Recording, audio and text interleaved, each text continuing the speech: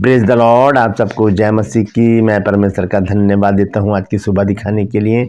एक और दिन परमेश्वर ने हम सबके जीवन में जोड़ दिया। हम परमेश्वर को कोटि कोटि धन्यवाद दें। एक नया संदेश लेकर मैं पास्टर राज मसीह आपके सम्मुख उपस्थित हूं और आपने ऑन किया है, देखना शुरू किया है मेरा यूट्यूब चैनल जिसका नाम है ब्रदर राज मसीह। मैं आपसे निवेदन करता हूं, यदि अभी तक आपने मेरे इस चैनल को सब्सक्राइब नहीं किया है तो अभी सब्सक्राइब कर लिए, बेल आइकन को दबाएं ताकि नोटिफिकेशन आपके पास पहुंचे। नया वीडियो, नई जानकारी बिना व्यवधान, बिना रुकावट आपके पास पहुंच जाए। मेरे वीडियोस को लाइक कीजिए और शेयर कीजिए और कमेंट्स बॉक्स में आकर मुझसे ज़रूर बातचीत कीजिए। Praise the Lord.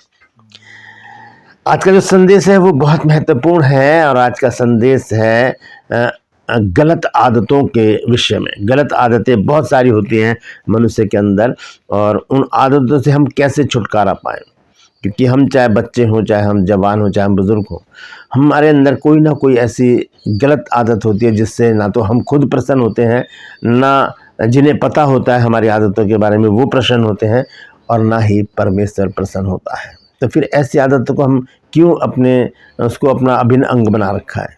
क्यों हमने उसको अपना अभिन्न अंग बना रखा है?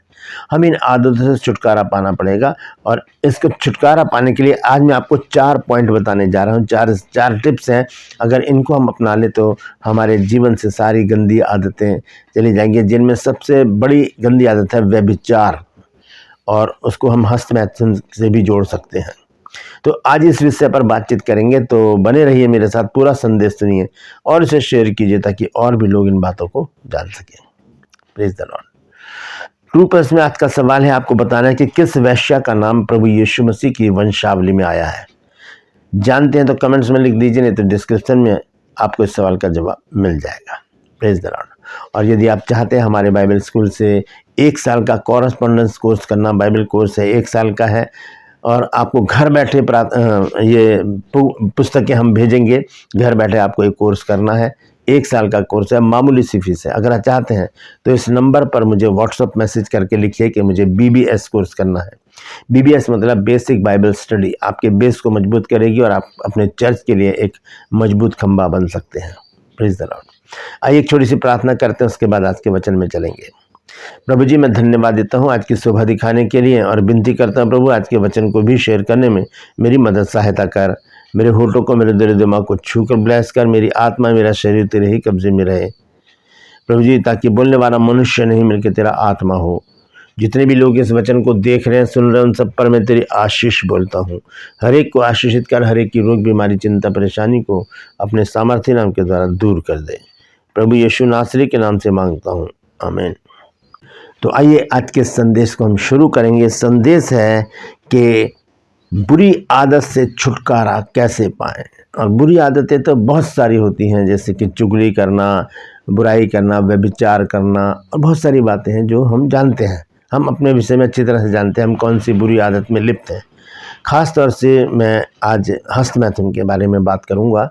बहुत से लोग इससे ग्रसित हैं और लाख कोशिशों के बाद भी इससे छुटकारा नहीं पा पाते हैं। तो आज इसी विषय पर हम बातचीत करेंगे। तो इस संदेश को ज़रूर सुने और वैसा जैसा मैं बता रहा हूँ वैसा करने का प्रयास करें। परमेश्वर ज़रूर मदद करेगा और हम इन गंदी आदत से छुटकारा पा सकते हैं। सबसे पहले हम देखेंगे कि यह शुरुआत कहाँ से होती है। इन चीज़ों की शुरुआत कहाँ से होती है? गंदी आदतों की शुरुआत होती है हमारे दिमाग से, हमारे मन से। यहीं से सब कुछ चलता है। ये क्या है? एक हेड ऑफिस है हर एक बुरी बातों का। अच्छी बातों का भी है, लेकिन बुरी बातें जब निकल जाती हैं तो अच्छी बातें आती हैं। फिर यहाँ एक बहुत बड़ा ऑफिस, हेड ऑफिस बन जाता है और यहाँ से फिर हम अच्छे कामों को करना शुरू कर देते हैं। तो हम आज देखेंगे एक वचन है, यिर्मयाह नबी की पुस्तक है 17 अध्याय और उसका 9 और 10 पद। देखिए वहाँ पर क्या लिखा है। यिर्मयाह नबी की पुस्तक और उसका 17 अध्याय 9 और 10 पद लिखा है कि मन तो सब वस्तुओं से अधिक धोखा देने वाला होता है, उसमें असाध्य रोग लगा है, उसका भेद कौन समझ सकता है। मैं यहोवा मन की खोजता और हृदय को जांचता हूँ, ताकि प्रत्येक जन को उसकी चाल चलन के अनुसार अर्थात उसके कामों का फल दूँ। परमेश्वर हर एक बुरे और अच्छे कामों का फल देने के लिए यहाँ पर बात करता है। लेकिन 9 आयत में जो लिखा है वो बहुत ही खतरनाक बात है हमारे लिए। लिखा है कि मन तो सबसे अधिक धोखा देने वाला होता है, उसमें असाध्य रोग लगा है, उसका भेद कौन जान सकता है। और लिखा है कि मैं यहोवा मन की खोजता और हृदय को जानता हूँ। यहाँ पर दो चीज़ें, हृदय और मन। मन इसको कहते हैं और हृदय जो है हमारे सीने में जो धड़कता है, जो धक धक करता है, वो है हृदय। लेकिन मन है ये सोच, हमारे विचार, हमारा दिमाग, ये मन है, यहाँ से ही सब कुछ चलता है। तो लिखा ये बड़ा, इसमें असाध्य रोग लगा, ये बड़ा चंचल है, ये बहुत हमें भगाता रहता है। मन जो है बहुत चंचल होता है। तो लिखा है मन तो सबसे अधिक, सब वस्तुओं में अधिक धोखा देने वाला होता है, इसमें असाध्य रोग लगा। असाध्य रोग मतलब जिसका कोई इलाज ही नहीं है। लेकिन नीति वचन का लिखने वाला सुलेमान हमें कहता है 4 अध्याय के 23 पद में, वो कहता है कि सबसे अधिक अपने मन की रक्षा कर, क्योंकि जीवन का मूल स्रोत जो है, बेस जो है, वो ये मन ही है, यहीं से सब कुछ चलता है। तो इस मन को अगर हमने कंट्रोल कर लिया, क्योंकि देखिए 9 फल हैं जिसमें आखिरी फल है संयम, इस संयम के द्वारा हम अपने मन को काबू में कर सकते हैं। अगर हमने इसको कंट्रोल कर लिया तो हम सारी बुरी आदतों से एक चुटकी में बच सकते हैं। लेकिन ऐसा करना बड़ा मुश्किल है, हमें नहीं कर पाएंगे, लेकिन करना तो पड़ेगा ही। जब हमें बुखार हो जाता है, हम फीवर में होते हैं, हम डॉक्टर के पास जाते हैं, डॉक्टर हमें मेडिसिन देते हैं, तो वो मेडिसिन कोई मीठी नहीं होती, वो बहुत कड़वी होती है, और हम जल्दी से मुंह में रख के पानी पीते हैं ढेर सारा, ताकि जल्दी से वो अंदर चली जाए। हमारी जीभ पे लगेगी तो उसकी कड़वाहट से सारा मुंह खराब हो जाएगा। क्यों पीते हम? क्योंकि हम ठीक होना चाहते हैं। तो ऐसी कुछ कड़वी बातें होती हैं हमारे जीवन में जिन्हें हमें अपनाने की ज़रूरत है, जो हमसे नहीं होगी लेकिन हमें करना पड़ेगा। हम नहीं खा पाएंगे कड़वी दवाई, लेकिन हमें खानी पड़ेगी क्योंकि हमें ठीक होना है। इसी तरह से कुछ बातें हैं जो मैं आज आपको बताने जा रहा हूँ। सबसे पहली बात, 4 बातें नोट कर लीजिएगा। सबसे पहली बात है अकेलेपन से बचें, क्योंकि जहाँ हम अकेले होते हैं वहीं पर ही शैतान अटैक करता है। अकेले में हमारे विचार जो है हमें इधर उधर दौड़ाए फिरते हैं और बहुत सारी बातें हमारे दिमाग में आती हैं। फिर क्या होता है, शैतान हमें एकांत में हमारे विचारों से खेलता है और फिर हमें गलत रास्ते पर लेकर चलता है हमारी सोच के द्वारा। क्योंकि मैंने अभी पढ़ा है कि सबसे अधिक अपने मन की रक्षा कर, क्योंकि जीवन का मूल स्रोत यही है। तो इसकी रक्षा हमें कैसे करनी है? अपने मन को परमेश्वर की तरफ लगाकर। तो सबसे पहली बात मैं आपको बता रहा हूँ कि हम अकेलेपन से बचें, क्योंकि परमेश्वर का वचन हमें बताता है, जब हम पढ़ते हैं उत्पत्ति 2 अध्याय उसके 18 पद में लिखा है कि परमेश्वर ने कहा कि आदम का अकेला रहना अच्छा नहीं है। क्यों कहा परमेश्वर ने ऐसा? क्योंकि परमेश्वर को इस बात का एक चिंता थी कि अगर ये अकेला रहेगा तो ज़रूर जो शैतान है इसके जीवन में खलबली मचाएगा, वो मेरी योजना को खराब करेगा। परमेश्वर ने यही सोचा था, इसीलिए परमेश्वर ने उसके लिए एक सहायक बनाया जिसका नाम स्त्री रखा। लेकिन शैतान ने स्त्री को अकेला देखकर उसे बहका दिया 3 अध्याय में आकर। और वहाँ पर हम इस बात को स्पष्टता से जान सकते कि अकेलापन अगर है, अकेले में अगर हम कहीं हैं, चाहे हम अपने कमरे में हों, चाहे हम कहीं पर भी हों, तो वहाँ पर शैतान हम पर अटैक करेगा, हमारे दिमागों में गंदे विचार लेकर आएगा। और फिर जब हमारा दिमाग जब गंदे विचारों को लेकर आएगा, तब हमारे शरीर की बाकी क्रियाएं काम करने लगेंगी। तो पहला काम हमको क्या करना है? अकेलेपन से बचना है। कहीं पर भी है, घर में अगर कोई भी नहीं है तो आप निकलें, उतरे नीचे, पार्क में चले जाएं घूमने, बाहर घर से बाहर पार्क में चले जाएं, मार्केट में चले जाएं, कहीं पर भी ऐसी जगह जहाँ भीड़ भाड़ हो और आपको ऐसा ना लगे कि आप अकेले हैं। जब सब लोग घर में आ जाए, आप भी आ जाएं घर में। और अगर आप अकेले रहते ही हैं ज़िंदगी में, तो फिर उसके लिए आपको कुछ ऐसा करना पड़ेगा कि आपको अकेलापन महसूस ना हो। अपने घर में स्पीकर पर प्रभु के गीत लगा लीजिए, वो जोर जोर से सुनिए उनको, और मन में साथ में गाते भी रहें, ताकि वो अकेलापन महसूस ना हो। क्योंकि अकेलेपन पर ही शैतान अटैक करता है। संसारिक कहावत है ना, एक जो अकेलापन होता है, जो वहाँ पर शैतान ज़रूर अटैक करता है। तो पहली बात मैंने आपको बताई कि अकेलेपन से बचें। उत्पत्ति 2 अध्याय 18 पद में, जैसे कि प्रभु परमेश्वर ने कहा कि आदम का अकेला रहना अच्छा नहीं है, इसका मतलब खराब है, गलत है अकेला रहना, वहाँ पर शैतान अटैक ज़रूर करेगा। तो अकेलेपन से बचे, पहली बात। दूसरी बात है कि अपने अपने मन में आत्मिक गीत गाएं।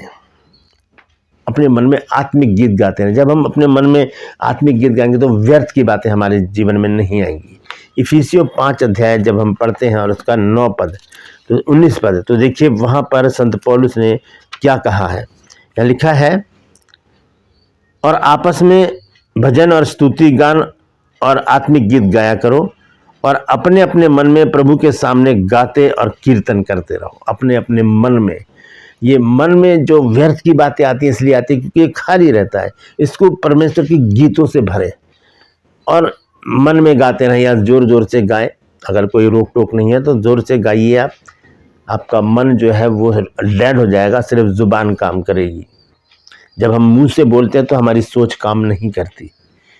जब हम चुप बैठ जाते हैं तब सोच अपना काम शुरू कर देती है। तो इसलिए क्या है कि हमें आत्मिक गीत गाते रहना है, इफिसियों 5 के 19 आयत के अनुसार।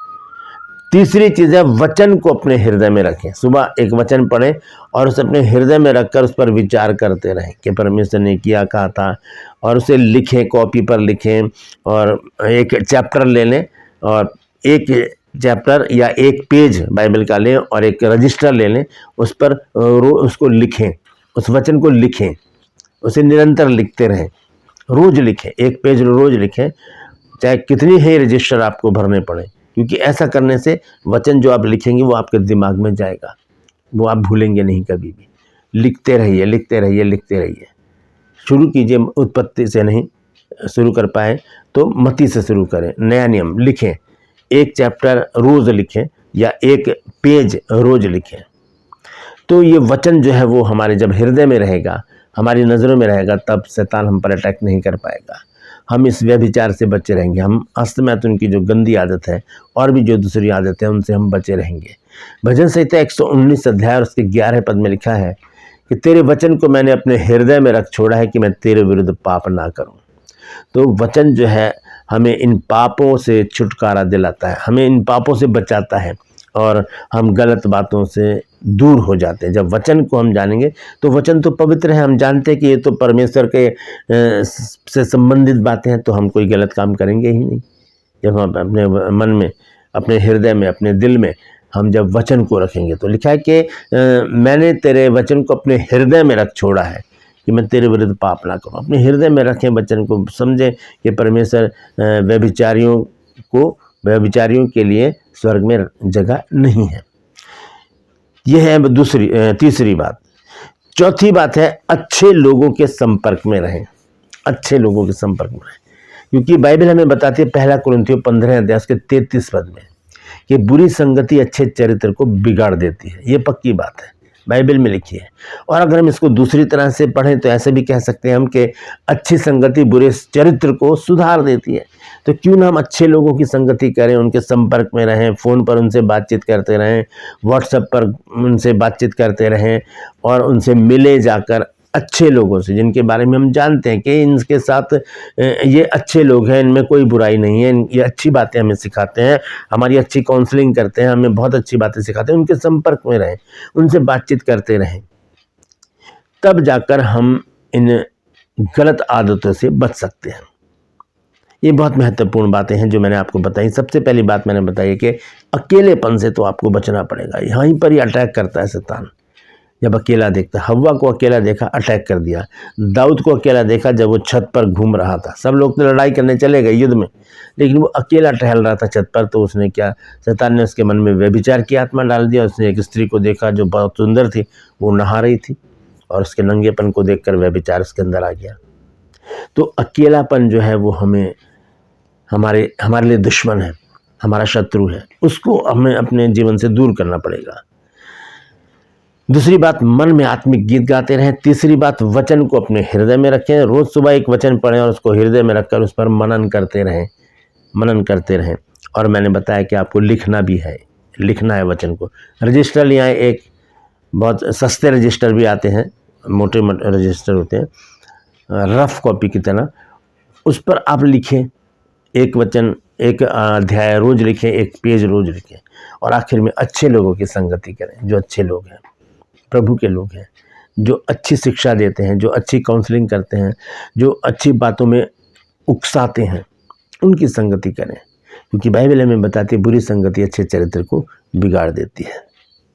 और आखिर में स्मरण योग्य बात, याद करने वाली बात देखिए क्या है। 1 कुरिन्थियों 6 अध्याय और उसका 19 पद देखिए क्या लिखा है। पहला कुरिन्थियों 6 अध्याय का 19 पद लिखा है, क्या तुम नहीं जानते कि तुम्हारी देह पवित्र आत्मा का मंदिर है जो तुम में बसा हुआ है और तुम्हें परमेश्वर की ओर से मिला है और तुम अपने नहीं हो। ये बहुत बड़ी बात है, हम अपने नहीं हैं, हम परमेश्वर के हैं। एक गाना है बहुत अच्छा, हम गाते हैं, दुनिया से कहो हम तेरे नहीं, हम यीशु के हैं, हम अपने नहीं, हम यीशु के हैं। तो हम अपने नहीं हैं, इसलिए अपने आप को अपनी बपौती ना समझें, हम तो परमेश्वर के हैं। तो परमेश्वर के लायक अपने जीवन को जीने का प्रयास करें, व्यभिचार से बचे रहें, गंदी आदतों से बचे रहें और परमेश्वर के सम्मुख खड़े रहने के योग्य अपने आप को बताएं, क्योंकि परमेश्वर का वचन हमें बताता है प्रकाशित वाक्य में। देखिए क्या लिखा है, आखिर में पढ़ूंगा, इसके बाद मैं समाप्त करूंगा। 21 अध्याय यहाँ लिखा है 8 आयत में, पर डरपोकों और अविश्वासियों और घिनौनों और हत्यारों और व्यभिचारियों और टोन्हों और मूर्ति पूजकों और सब झूठों का भाग उस झील में मिलेगा जो आग और गंधक में जलती रहती है, यह दूसरी मृत्यु है। तो अगर हम गलत आदतों से लिप्त हैं तो हमारा स्वर्ग में जाना तो बिल्कुल मना है, दरवाजे बंद हैं ऐसे लोगों के लिए। तो आज ही हम इन चारों बातों को अपनाएं, चारों टिप्स यूज़ करें और इन गंदी आदत से बचने का पूरा प्रयास करें। Praise the Lord. परमेश्वर इन वचनों के द्वारा हम सबको आशीष दे। यदि आज आपने कुछ नया सीखा है तो कमेंट्स में ज़रूर लिखिए और इस वचन को शेयर कीजिए ताकि और भी लोग इन बातों को जान सकें। ट्रू पर्स में आज का सवाल है आपको बताना कि किस वैश्या का नाम प्रभु यीशु मसीह की वंशावली में आया है। जानते हैं तो कमेंट्स में लिख दीजिए, नहीं तो डिस्क्रिप्शन में आपको इस सवाल का जवाब मिल जाएगा। मैं आपसे निवेदन करता हूँ, यदि अभी तक आपने मेरे चैनल को सब्सक्राइब नहीं किया तो अभी सब्सक्राइब कर लीजिए, बेल आइकन को दबाइए ताकि नोटिफिकेशन आपके पास पहुँचे, नया वीडियो नई जानकारी बिना व्यवधान बिना रुकावट आपके पास पहुँच जाए। मेरे वीडियोज़ को लाइक कीजिए और शेयर कीजिए और कमेंट्स बॉक्स में आकर मुझसे ज़रूर बातचीत कीजिए। Praise the Lord. आज के लिए बस इतना ही, फिर मिलूंगा एक नए संदेश के साथ एक नया वीडियो लेकर। तब तक के लिए मुझे इजाज़त दीजिए, लेकिन अपना और अपनों का ख्याल रखिए और इन चारों बातों को अपनाइए और गलत आदतों से, खासतौर से हस्तमैथुन से, व्यभिचार से बचकर अपना एक पवित्र जीवन जीते हुए अपने आप को परमेश्वर के योग्य बना लीजिए। Praise the Lord. परमेश्वर आप सबको आशीष दे।